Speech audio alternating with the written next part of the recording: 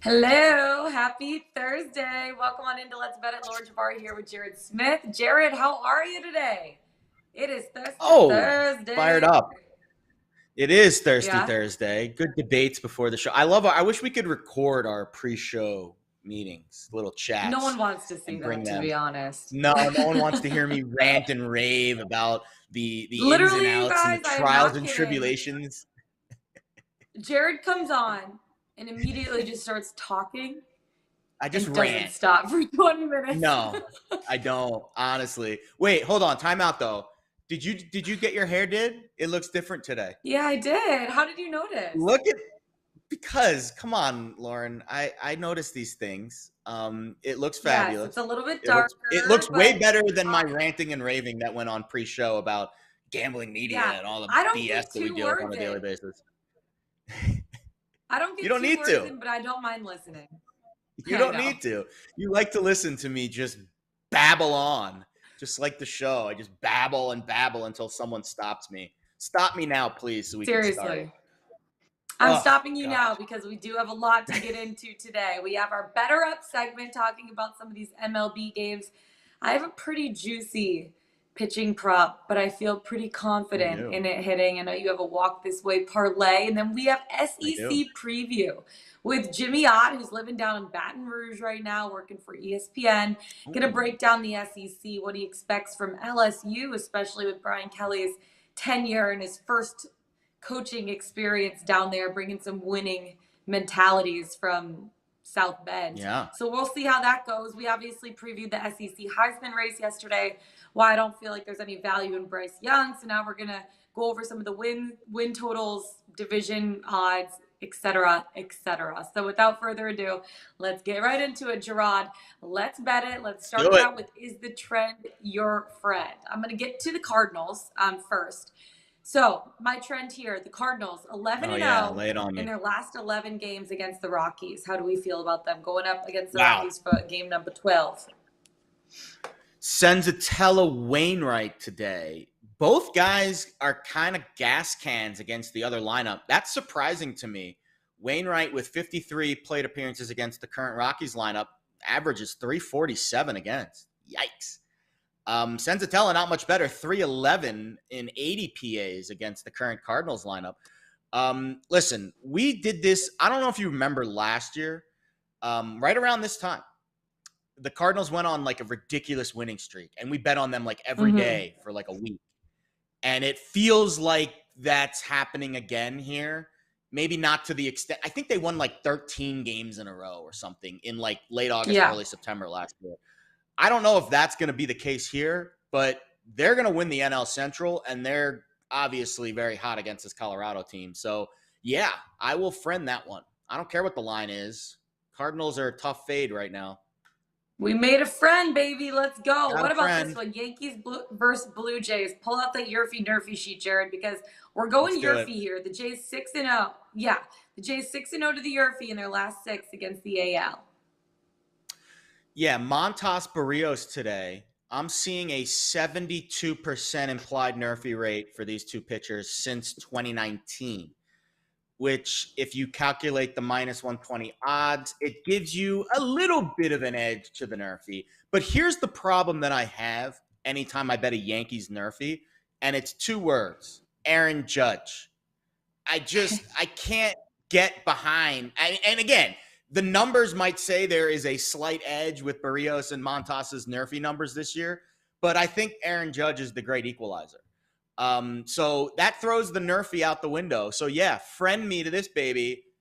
Yurfie's going to go 7-0 for the Blue Jays. They're going to hit another one today because Judge is going to go yard. Just a thought. We made a friend, baby. What about Two the friends. White Sox run line? 8 and 0 on the run line in their last 8 home games. So this They White Sox, we lose talked last about this night. White Sox. It was a Yeah. good game last night.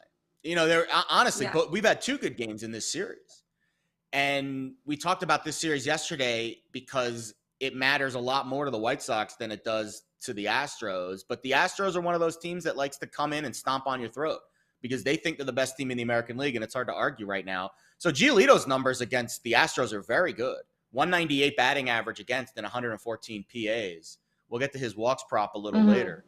Luis Garcia has been kind of average, but righties against the White Sox are pretty having success this year, as opposed to lefties that get crushed. Pretty So having success. pretty much having success. Let's see what the run line price is. I think that's going to be the determining factor here. Plus 1.5 is minus 140. I think that's a pretty good number because the White Sox are only plus 110 on the money line. So you're only moving it 50 cents to take a run and a half.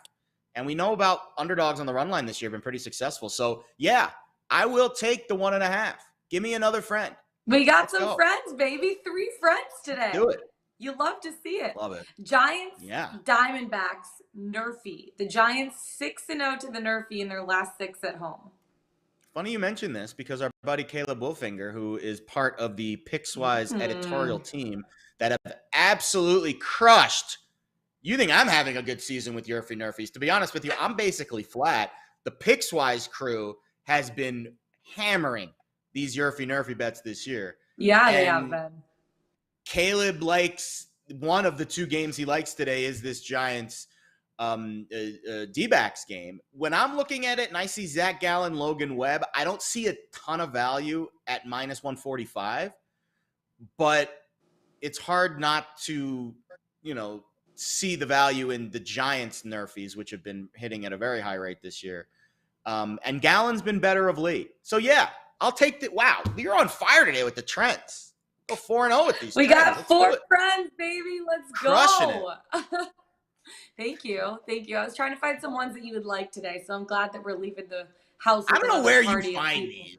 One of these days, I'm going to. And you never will, Jared. Figure it out. No, I'm going to figure it out. And you never will. I'm going to figure it out.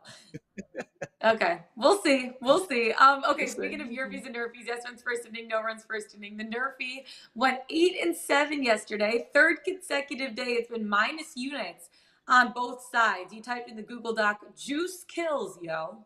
Unless it's apple juice, because that shit is fire. Or orange juice mixed with a little champagne, because everybody likes a mimosa. I believe that's called a mimosa. Like you were saying, they've been hitting him hard. 49-29 Yerfy Nerfy betting club this season. Caleb Wolfinger's picks today. You're tailing them. Dodgers, Milwaukee, Nerfy only laying 25 cents. Arizona Giants Nerfy only laying 40 cents for it. Yesterday, Jared, 6 walk props for you. The board was filled with walk props. How did it go? 4-2. Great. 66%.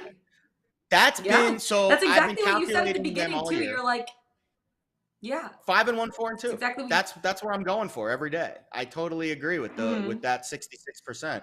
Listen, it's been so. If you were gonna, people say first inning, you're the Nerfy guy. Sure, I'm the Nerfy data guy. But like I said, my records betting Nerfies this year pretty flat. 37-35 to the Nerfy, 37-41 to the Yerfy. I'm up like a half a unit. Like on both sides because I'm betting plus money a lot of the time. But the walk props have been the moneymaker.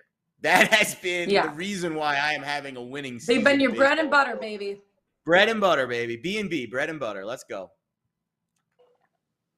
Yeah. Oh, sorry. I thought you were going into your walk this way parlay. You caught me off guard. I was taking a sip of my water. All right. Take your sip. Is it juice? This way. Yes. And then I'll tell you about my Jake DeGrom.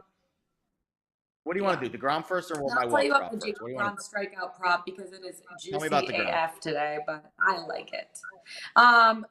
Okay. So I'll tell you about Jake DeGrom now. Tell me about DeGrom. Over 8.5, and I'm rubbing my head because 8.5 is such a big number, but it is Jake DeGrom, and I'm laying 50 cents for it. But it is Jake DeGrom, right? He's back. He's establishing that he is the most dominant baseball pitcher in Major League Baseball. And here in this spot, he's going up against the Braves. I don't think the Mets are going to stretch him out more than 6 innings or 80-ish pitches. But he is making the most of what he got. So his first start back, he had 6 strikeouts. He's had 2 starts since that first start back. He's had 12 strikeouts, which was against the Braves, and he's had 10 strikeouts. This guy has been absolutely on fire. He is an ace. He knows what he's doing. And he projects to a 1.67 expected FIP and a 44.79 expected strikeout rate. He's striking people out at a 50% rate, basically. That is gross. He has a 2.09 career ERA against the Braves, and he's only allowed 2 runs in 5 and 2/3 innings pitched back, I think it was like 10-ish days ago when he took on the Braves, and he punched out 12 guys on August 7th. You just can't bet Wow. against Jake DeGrom. You can't bet the under here in this spot. The over, I know it's a high number. I know it's juicy.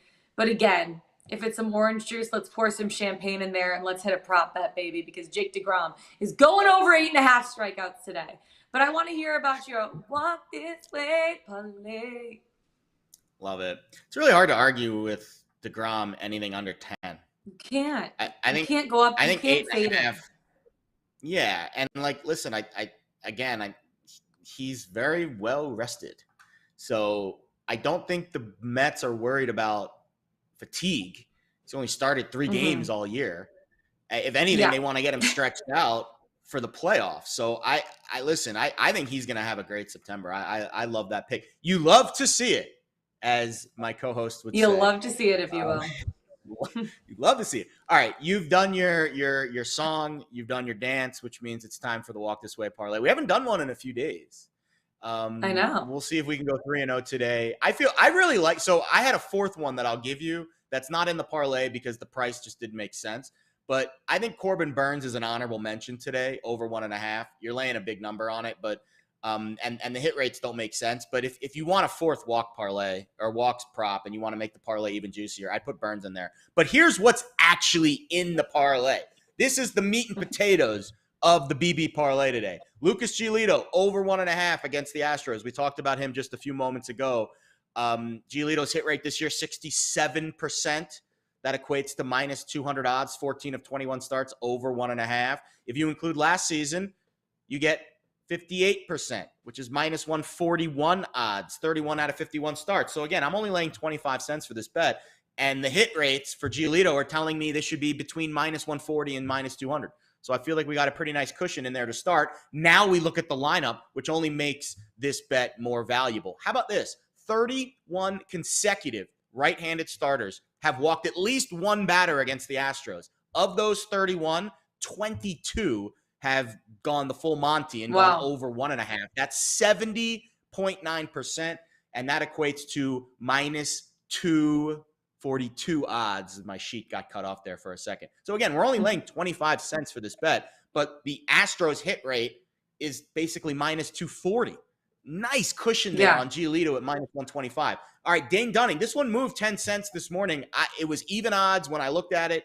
Now it's minus 110. That's a positive because I do think the Sharps are on Dane Dunning's over today. And I still think it's playable at minus 110 because he has a 64% hit rate on the season at 14 out of 22 starts, 59% if you include last season. That tells me minus 145 odds.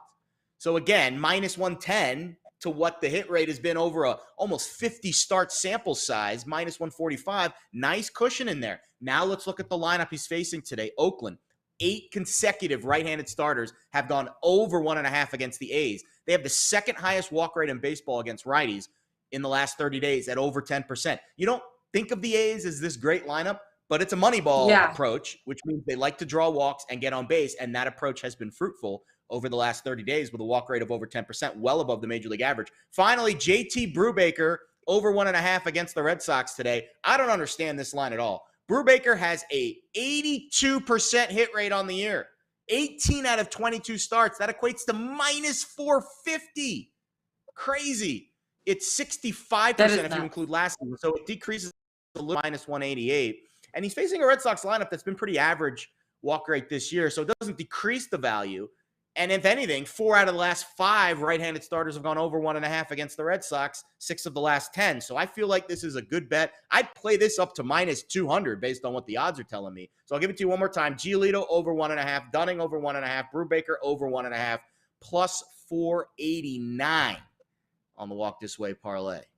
Good luck. Godspeed. Walk this way, parlay. Got a lot of walks props. Now let's walk it on over to SEC country because we have a lot to talk about when it comes to some of these win totals. Georgia, Alabama, so many teams. And obviously LSU as we bring in Jimm Ott, host of Jimm Ott's Game Time on ESPN Baton Rouge. Jimmy, how are you? Happy Thursday.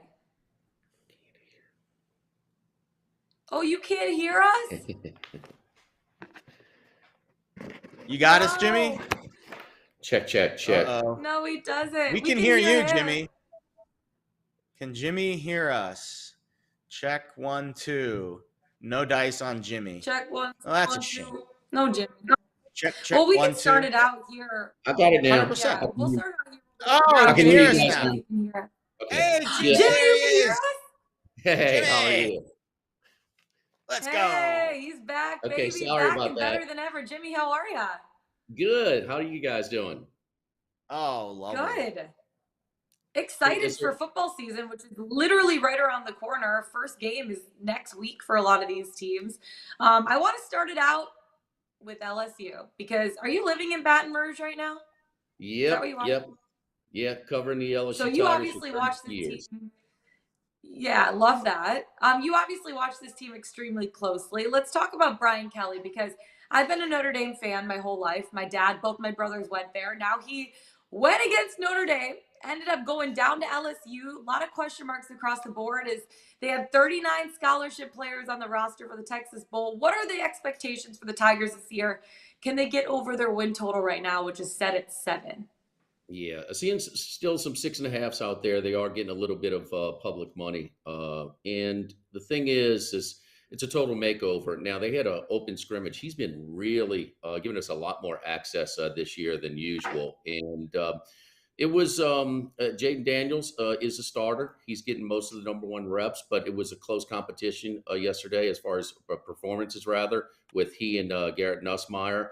The strength of the team is a defensive line. This is a typical big time SEC defensive line. The offensive line is not. You're going to have one freshman starting in Will Campbell, and you're probably going to have another true freshman starting in the middle of the season in Emory Jones. So, like Brian Kelly would do with a lot of his quarterbacks, is put them in motion and move the pocket a little bit instead of just dropping back straight in the pocket. And I think that both of these quarterbacks bring that to the table. Miles Brennan, who committed to Les Miles way back when, he's gone now. But I think this is Brian Kelly beats the teams that he's supposed to. 42 straight wins when he was a favorite at Notre Dame. Yeah. So if Mike Norvell beats him in the Superdome in the opener, I'll be surprised. And I think a slight edge to the over at 6.5. 7 might be a little bit tough. And at 7-5, people in here won't be a whole, terribly thrilled with a 7-5 record, but it will go over the win total if you can find 6.5. Yeah, they have high expectations down there in Baton Rouge, huh? Especially after winning the national title a couple years ago. Just yeah, you get Joe Burrow and Jamar Chase and all those guys, and all of a sudden you go to the current crop of quarterback wide receiver tandems, and it just doesn't quite add up. But speaking of expectations, so this is a fascinating team for me, and I was doing some SEC preview work obviously before you hopped on today, Jimmy, and last night. And when I was looking at Texas A&M, and I was looking at the win total at 8.5, and then I was looking at the roster, and I'm thinking to myself, like, this is a roster that should easily win 10 or 11 games if they played in any other conference or division in the country, but they play in the SEC, and they play Alabama, and they have to go to Auburn, and they have to play Ole Miss and Arkansas, and they have a Miami game in their non-conference and stuff. So when you look at their win total at 8.5, I mean, they've got some dudes. But is the schedule for Jimbo Fisher just too much to get to 9 wins on the season? That great recruiting class, there will be a couple of contributors in there, but there are going to be a lot that just aren't ready just yet. They're not going to beat Alabama in Tuscaloosa, but road trips to Auburn, South Carolina, in Starkville, they're going to be favored in all of those games. I like how I think King will beat out Johnson for the job. And Jimbo knows what he's doing. And I would lean to the 8.5. We're all still waiting for A&M to, okay, let's do it finally. It's all in the comp. Yeah. It's all the recruiting classes. It's the budget. The facilities, I mean, are ridiculous. I mean, they are all in College Station. But in NIL stuff as well. But I still want to see them do it. 8.5, I think, is a little light, though. I would go over with that. Agreed. Okay. I know the SEC is just an absolute beast of a conference at this point. What about Georgia? Obviously, the reigning champs from last year, one of the best defenses of all time. what did they let up? Like only 8 touchdowns during the regular season. I don't think that they're going to be as good again. They lost a couple players in the draft, including 5 in the first round. Do you think that they're going to take a step back this year? Because obviously expectations are at an all-time high. But again, they still need to run into the freight train that is Alabama, which we'll talk about next. Their win total right now is set at 10.5.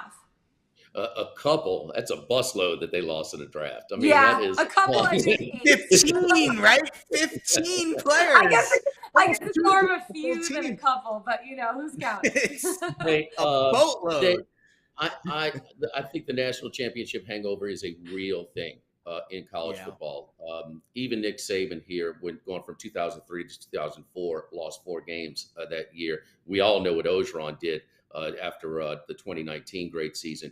And I think there's going to be a fall. There has to be. You can't lose that many impact players at Georgia and not have a drop back. They will not be as good of a team as they were last year. But who on the schedule is going to be is going to compete with them?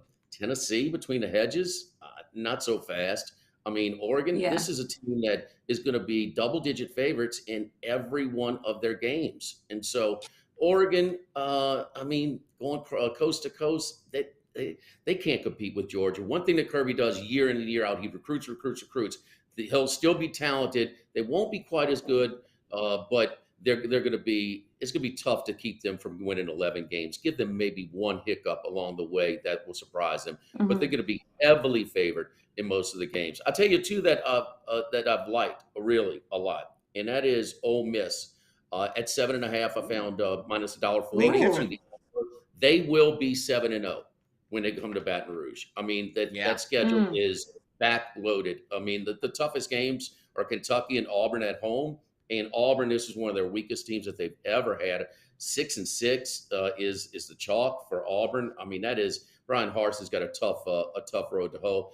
And I mean, hey, Kiffin has kind of matured a little bit, stayed out of trouble. This kind of gypsy coach who's bouncing around place to place. He's finally settled in over at Oxford. And he is killing the transfer portal to supplement their deficiencies in recruiting. The SEC, it's the resource top half and the resource bottom half. And Ole Miss is one of those bottom half resource teams, but he is the perfect fit for them.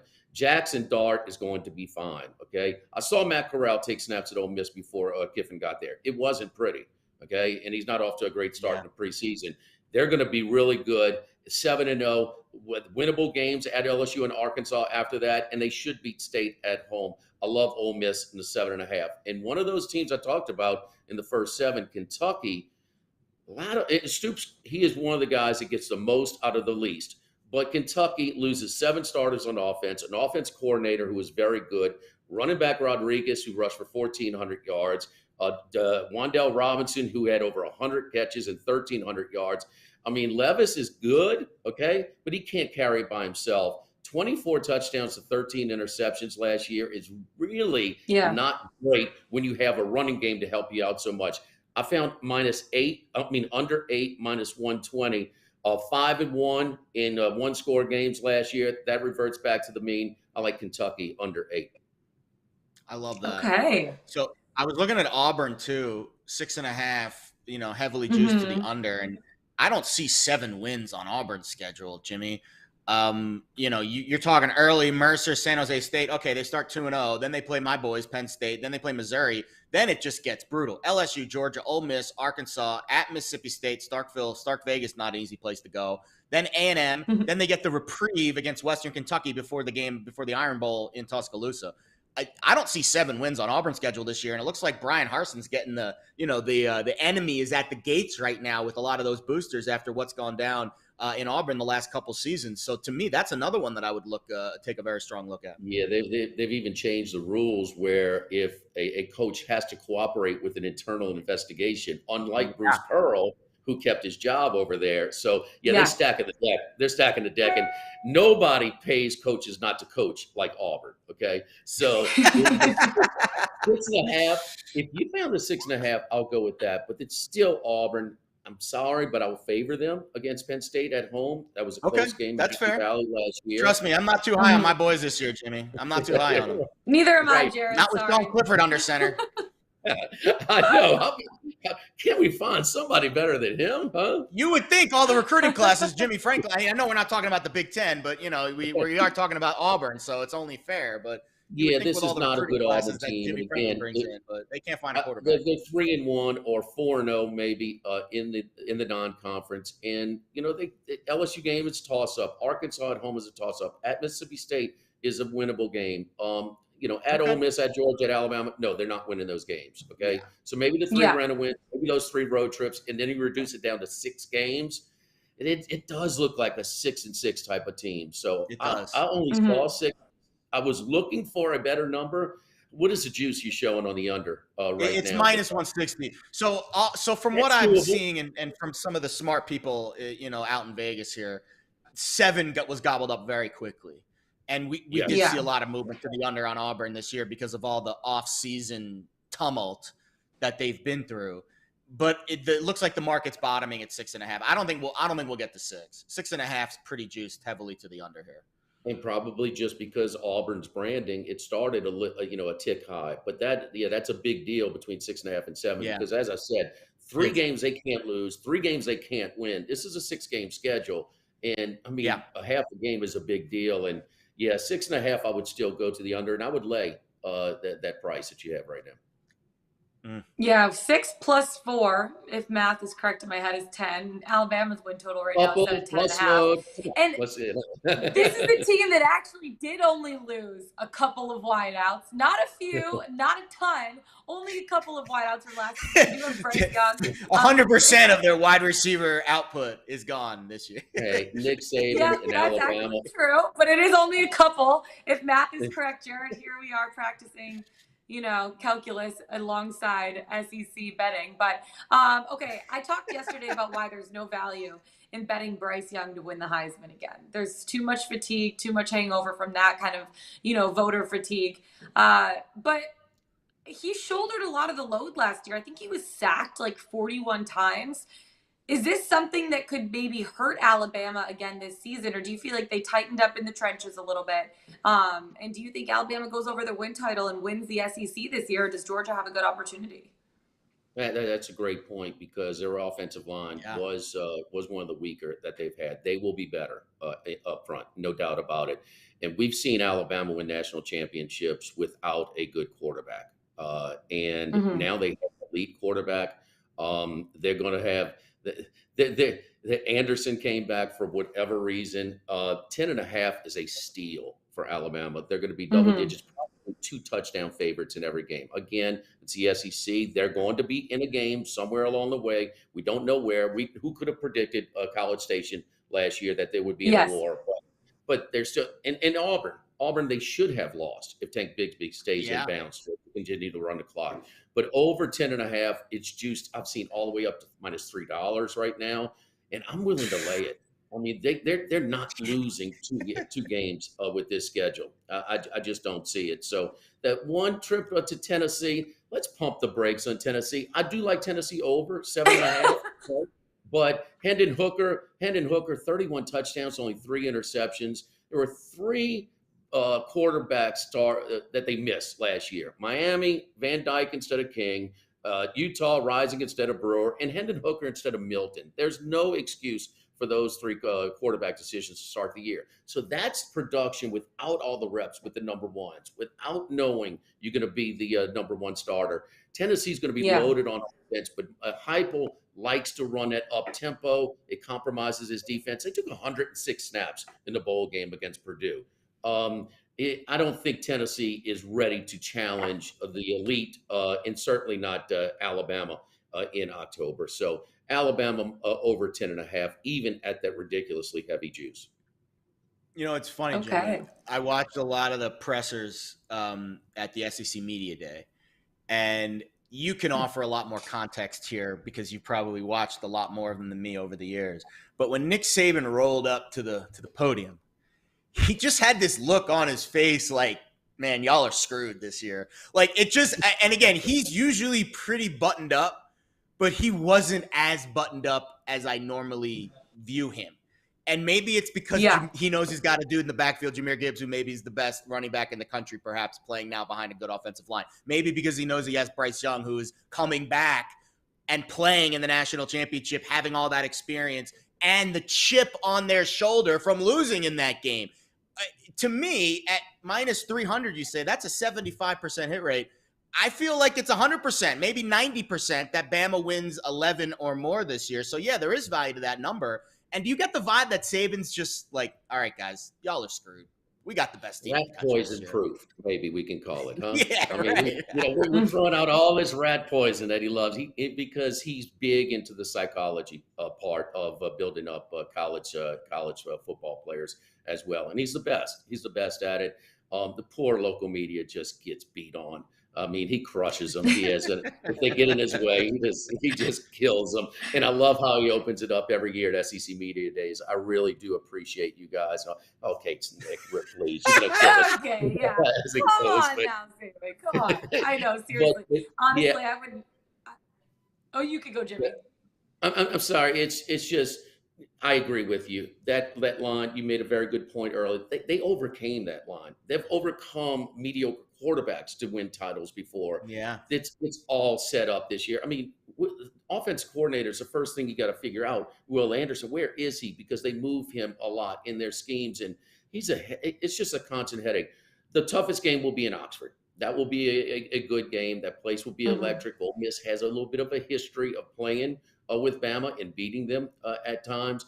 But, to Baton Rouge, LSU is not ready. This is a total overhaul with this program, from the secretary to the trainers to the strength and conditioning coach, who was one of Nick Saban's first hires when he got here in 2000. So this is just a schedule that is really conducive to it's just, what game, when they go to the fourth quarter, when they're raising the fours, what game's going to be in doubt?